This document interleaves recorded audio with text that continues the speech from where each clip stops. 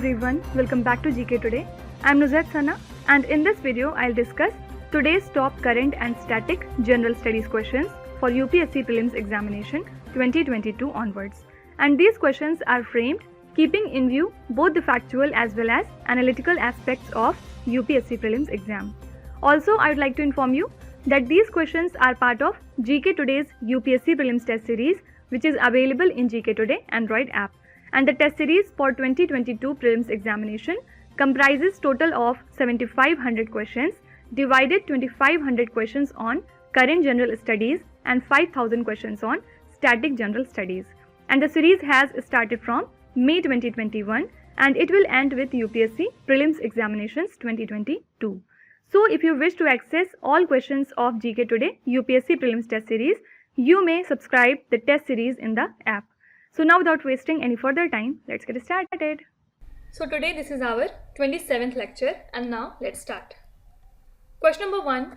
With reference to NRE, NRO and FCNR accounts, consider the following statements. So 3 statements have been given regarding these type of accounts and we have to see which of them are correct.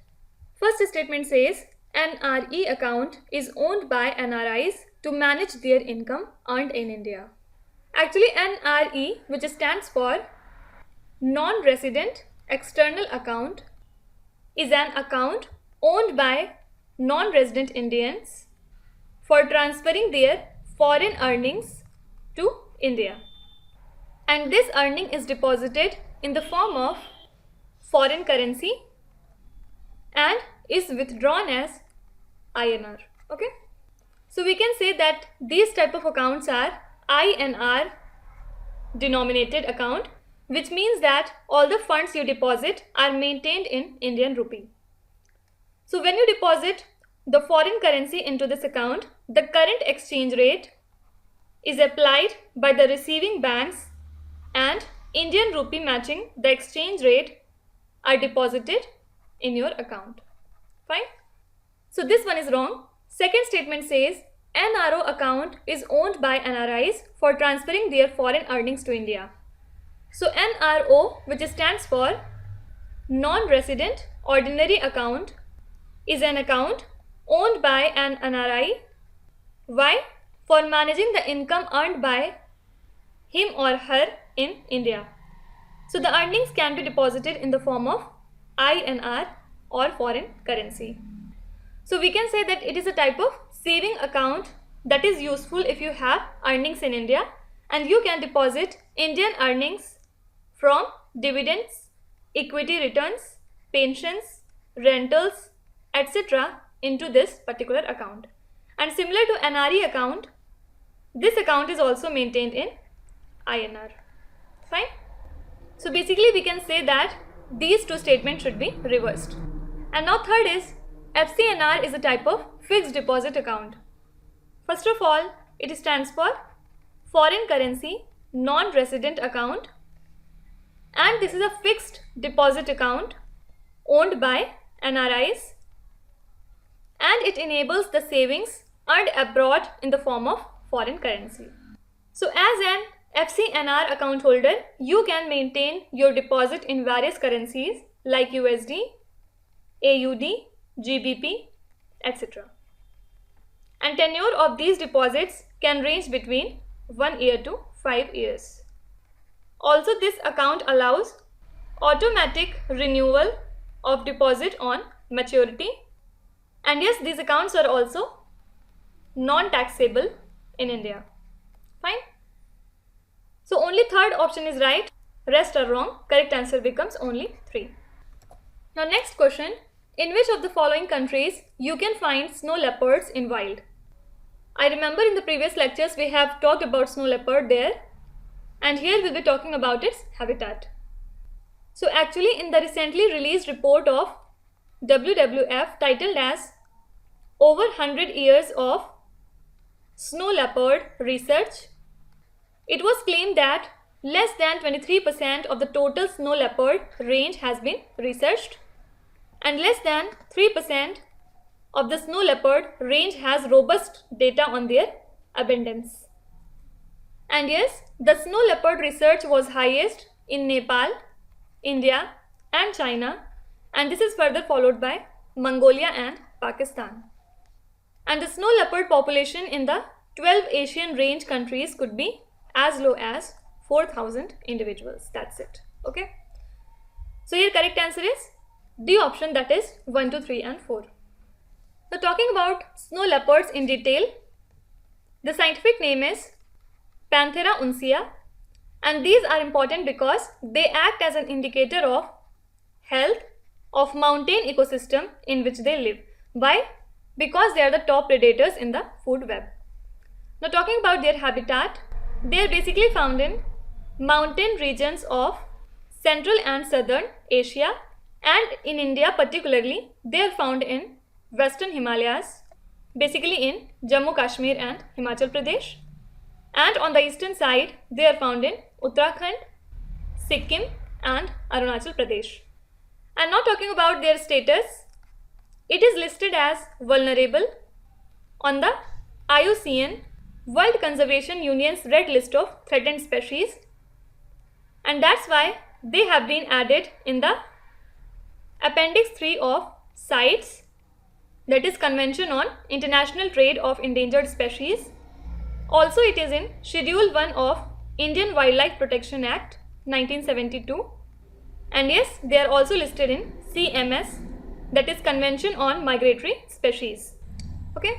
Now talking about India particularly regarding snow leopard, India has been conserving the snow leopard and its habitat through Project Snow Leopard that was launched in the year 2009 to promote an inclusive and participatory approach to conserve them.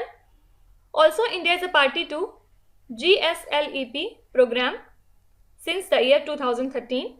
What is this? Global Snow Leopard and Ecosystem Protection Program. Okay. So this was all about the snow leopards. Fine. Next question. With reference to masterpieces by various legendary artists, consider the following pairs. So here the name of some famous artists have been given along with their work, and we have to see if this pair is right or not. Okay. Now first is Woman Sitting Near a Window, Leonardo da Vinci. Actually you'd have heard about a name, Pablo Picasso.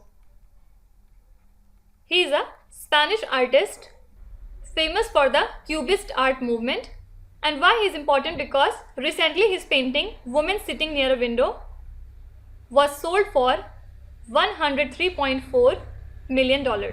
So this is not a work of Leonardo da Vinci, rather it is a work of Pablo Picasso. His other works include, for example, La Vie in the year 1903, then Family of Saltimbanquis 1905, then Girl Before a Mirror 1932, The Weeping Woman 1937, and last is Massacre in Korea 1951. Okay, so this one is wrong. Second is Girl Before a Mirror, Pablo Picasso. Yes, I have mentioned it here. It was created in the year 1932, so this is correct. Third is Starry Night, Vincent van Gogh. He was actually a 19th century Dutch artist noted for his post-impressionist works, and he is noted for his paintings like The Starry Night and Sunflowers. Now why he is important? Because recently street scene in Montmartre was sold for 15.4 million USD. Okay, so this is correct, and right answer becomes only 2 and 3. Now talking about Leonardo da Vinci, he was an Italian artist noted for his works like Mona Lisa and The Last Supper. Also in the year 2017, the Salvator Mundi set the record for becoming the most expensive painting sold at a public auction. Okay, and then there is one more artist named as Lorenzo Bernini. He was an Italian sculptor noted for his work like Ecstasy of Saint Teresa and David. So recently a drawing by his 17th century sculptor fetched 2.3 million USD. Okay. Next question. With reference to the National Company Law Tribunal, which of the following are correct statements? So regarding NCLT, 3 statements have been given to us and we have to check which of them are correct. First statement says, it was constituted under National Company Law Tribunal Act. Actually, NCLT was constituted under the Companies Act of 2013 and it was established in 2016. So this is wrong. Second statement says, it was constituted on the basis of recommendations of Iradi Committee. Yes, NCLT is a quasi-judicial body and it was constituted on the recommendations of Iradi Committee. And third statement says, it has the powers to deregister the companies in case of wrongful acquisition of registration certificate. So NCLT has been empowered to deregister the companies in case of wrongful acquisition of the registration certificate. Even NCLT can dissolve any company in certain cases. Also, in accordance with the Companies Act, NCLT can order the investigation of affairs of the company, and this investigation can be carried out in India or abroad. Okay, so correct answer becomes only 2 and 3. Now why it was in news? Because recently government has appointed 31 people as judicial, technical and account members at NCLT and Income Tax Appellate Tribunal. What is ITAT?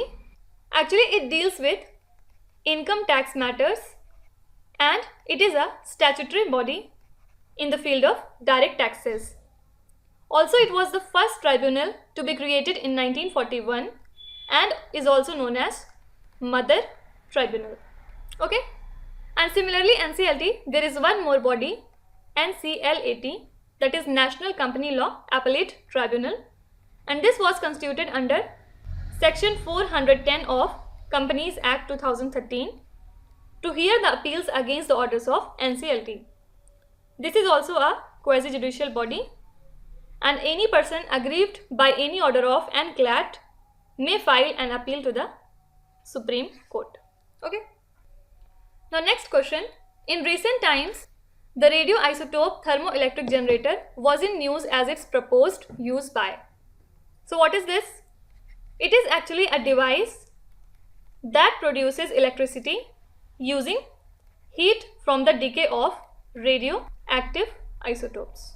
And it works on the principle of Seebeck effect. It is a type of thermoelectric effect in which the temperature differences between the two electrical conductors of dissimilar nature results in the development of a voltage difference between the two. And it is used in the power source in space probes, satellites, remote facilities, etc. So basically the ISRO is looking to develop a 100-watt ITG device for powering space missions and also to enable their thermal management. Now what are the benefits of using this? First of all, like other satellite use heavy carriers for energy generation, making the satellites bulky. ITG system use thermocouple and natural decay of radioactive isotope into electrical energy, thus it makes it less bulky. Secondly, these are more fuel efficient than the normal satellite system, and since they do not work on solar power, they free the satellite to work in the darker side of the planets. Also, these are reliable and maintenance free. Okay, so these are some of the benefits of using the ITG. So that's it for today. I hope you have liked the session. If you want to give any review, feedback or suggestion regarding these lectures, you can tell us in the comment section. Definitely we will try to implement that. And now we'll meet again tomorrow with 5 more new and interesting questions. Till then, stay tuned. Thank you so much for watching and please do not forget to subscribe to GK Today. With this, me Nuzhat Sana signing off.